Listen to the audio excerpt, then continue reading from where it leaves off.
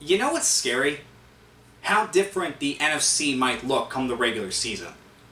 I'm not kidding. This conference can look very different from what we saw last year. Let's discuss it. Dallas lost in the first round of the playoffs as the number 2 seed. The first team to do that, and it was the Cowboys. And now for this offseason, they have a lot of hard decisions to make. Dak Prescott, he's due for a new contract, but how much are the Cowboys really going to be willing to pay him? Michael Gallup, is he going to be a cap casualty? They got to get under the cap before free agency starts. And Tyron Smith is not coming back. He is not going to be a Dallas Cowboy anymore after being their left tackle for over a decade. It's the end of an era there. And while you could argue it is the right decision because he is getting up there in age and he's had injury issues, it's still hard to imagine. I don't know what's going to happen with Dallas this year. I really don't. They have a lot of decisions to make in free agency. The Giants decided not to tag either Saquon Barkley or Xavier McKinney, so more than likely they're going to be gone. But they have more issues than that. They're over the cap by a whole lot. They've got to get under before free agency starts, just like the Cowboys. But they also need help basically everywhere. Daniel Jones, they're pretty much stuck with him for another season. It's not as if they could just go out and get another quarterback. I don't know what the Giants' plan is going to be moving forward, but hopefully they figure out a plan and fast. Philadelphia started off the year 10-1, but then they just fell off the edge of a cliff and just could not recover. Now you have guys like Fletcher Cox, that's a free agent. They still have Jalen Hurts and their top 2 receivers. But really, for Philadelphia, I don't know. Fans were not happy with how last season ended, and they were calling for heads after the season was over. Another season like that, or even worse, and I can't even imagine what it's going to be like in Philadelphia. I don't know what they have to do to ensure that doesn't happen again, but I'm hoping Philadelphia can figure it out. You know what's scary? Washington could be the Texans of 2024. No, I'm not kidding. First of all, they have a lot of draft picks in the first 3 rounds, including number 2 overall, which more than likely they're going to use on the second best quarterback in this draft, whether that be Drake May or Jaden Daniels. Second of all, they have $91 million in cap space. The second most cap space, the only team that's ahead of them is the Patriots. They could be one of the biggest spenders in free agency and could be one of the teams that sets the tone in free agency. And number 3, if they can get the quarterback right and just get some solid pieces around, they already have Terry McLaurin, they have Brian Robinson. This team could be a big turnaround if they play their cards right. Okay, the biggest question for the Bears, what do they do with that number 1 overall pick? Do they keep Justin Fields? Do they draft Caleb Williams? Could they go crazy with the number 1 overall pick and take Marvin Harrison Jr.? That's something we won't be able to find out until things happen. But in terms of free agency, they have $78 million in cap space, and they better use at least $40 million of it to fix the offensive line. They already traded for Nick Bates from the Bills, and they do have Darnell Wright, but this offensive line needs to be fixed no matter who the quarterback is. And Chicago, please get another weapon. You already have a good tight end and a really good wide receiver. Get another threat in the receiving core. Figure out what you can do at quarterback. Spend money in free agency on the offensive line. Make sure your defense is ready to go, and you could make some noise next year. Sounds like a lot, but trust me, might not be as much as we think. Wow. It's hard to believe the Lions actually got to the NFC Championship game. I know we talked about them as a team on the rise, but still I don't think anybody saw this coming. Now this is a team that can still spend in free agency. They have over $50 million in cap space. And this is a team that's still very young. They should only continue to get better as the years go on. If the Lions can continue this momentum, they're going to have a good chance to win a Super Bowl for the next 4, 5, 6, 7 years? Maybe? I don't know. Who knows what the future holds for this Lions team, but hopefully it's very bright. How does Green Bay do it? How have they done it? How?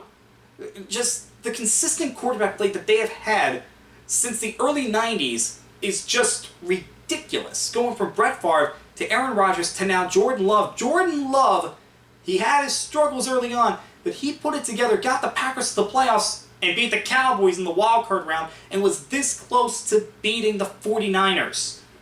He should only get better with age, and with the young receiving core that he has that stepped up at different points during the season, you gotta feel good about the Packers. Now, what do they have to do? They still have to fix the defense a little bit.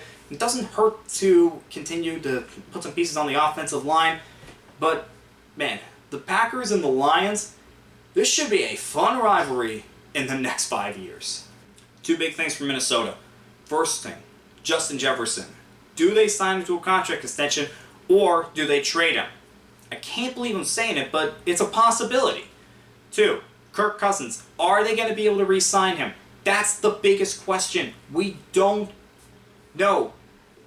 It seems like he wants to stay in Minnesota, but hey, we've seen a lot of crazy things in the NFL over the last few years.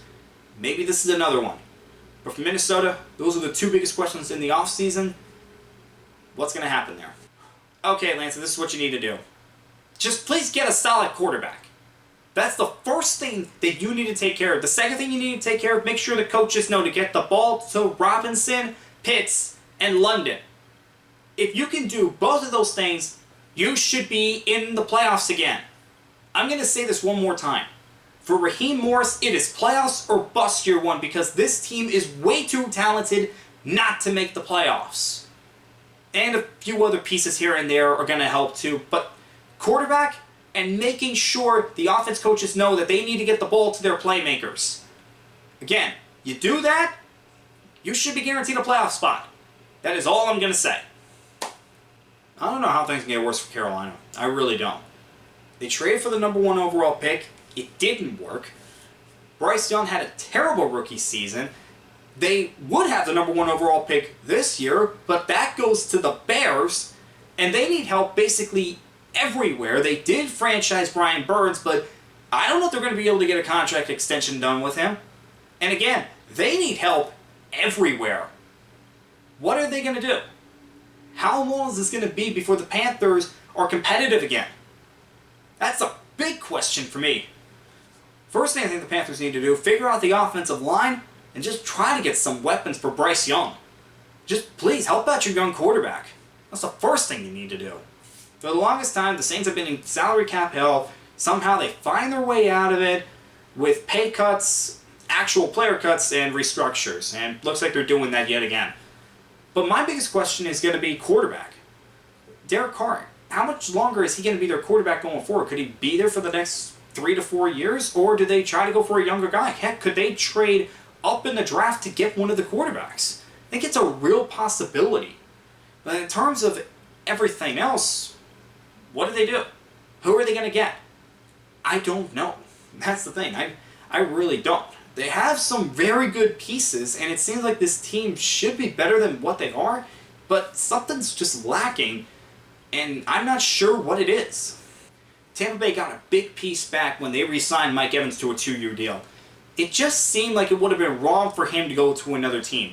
Well, now that they have him back, they can focus on getting Antoine Winfield Jr. back on the team. And a few other players that are impending free agents. We'll see who's going to stay, who's going to go. Biggest one now is going to be Baker Mayfield.